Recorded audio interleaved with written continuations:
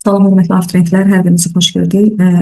Bugün sizinlə biz yenə də Python proqramlaşma dilinə aid olan bir neçə sual nümunəsinə baxmaq istəyirəm. Deməli, bu sualda bizə Python dilində yazılmış proqram A dəyişəninin hansı ən kiçik natural qiymətində bir ədədini çapa vermiş olar. Deməli, bizim enimiz sonda bir nəticəsini ekrana çıxarmış olub. Bir nəticəsini almaq üçün biz eni neçə dəfə ona bölüb ki, biz bir nəticəsini almışıq. Bu zaman bizim enimiz, buradan da göründüyü kimi 1000-dir. 1000-i ona bölüb.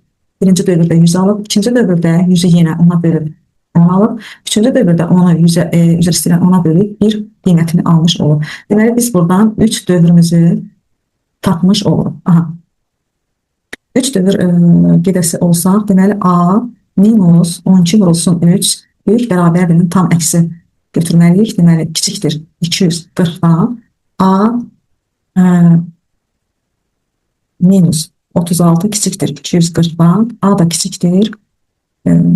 Deməli, 240-ın üstünə 36 gələndə 276 olmuş olacaq. Aha, bu bizim ən böyük qiymətimizdir. Yəni, maksimum qiymətimiz olur 275. Yəni, 275. Çünki A kiçikdir 276-dan. Biz maksimumu burada 275 qiymətini almış oluruq. Ən kiçik qiyməti tapmaq üçün dövrlərin sayını bir dəfə azaldırıq və yenə A çıxılsın 12-ni 3 dövr yox, biz 2 dövrə vuruq və eyni zamanda böyük bərabərdir 240. A minus 24 böyük bərabərdir 240-dan.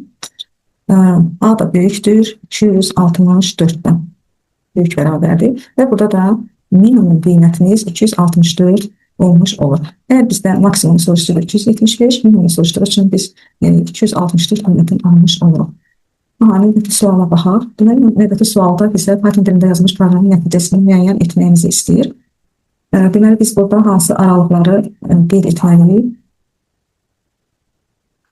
Deməli, biz for in range dediyi üçün mənfi 60-dan müsbət 59-a qədər rəqəmlər alırıq və bizim sıfırımız yerləşir. Deməli, burada mənfi 60, mənfi 59, mənfi 58, mənfi 1, 0, 1, 2, 3, ta ki 59-a qədər bizim dövrlərimiz gedəcək. Deməli, bu nə qiymətlər alır? I bərabərdir və mənfi 60-dan müsbət 59-a qədər qiymətlər almış olur.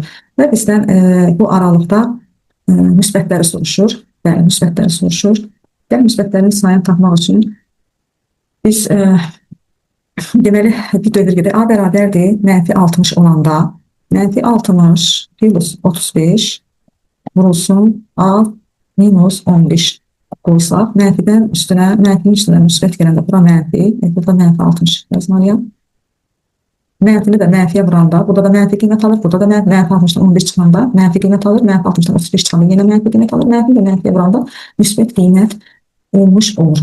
Deməli, biz bu aralığı i bərabərdir 59 olanda, i bərabərdir 56 olanda bizdən sıfırdan böyüklərin müsbətlərin qiymətini istəyir. Biz bu aralığında hansı qiymətlər alacaq? Müsbət qiymətlərini alacaq.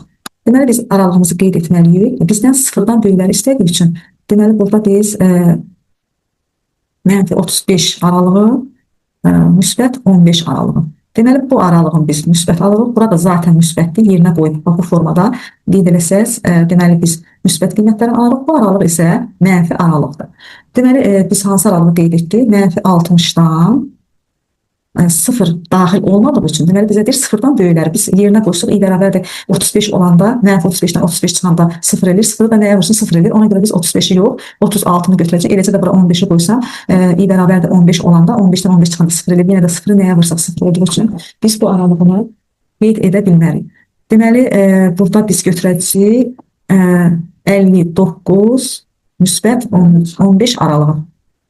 Deməli, indi bunu hesablasaq biz, mənfi 60-dan 60-36 aralığı və plus üstə 1 gəlsə, 59-15 aralığı 1 gəlsə, burada biz alırıq 25, 60-dan 36 çıxıb üstə 1 gəlsə, 59-dan 15 çıxıb üstə 1 gəlsə, burada da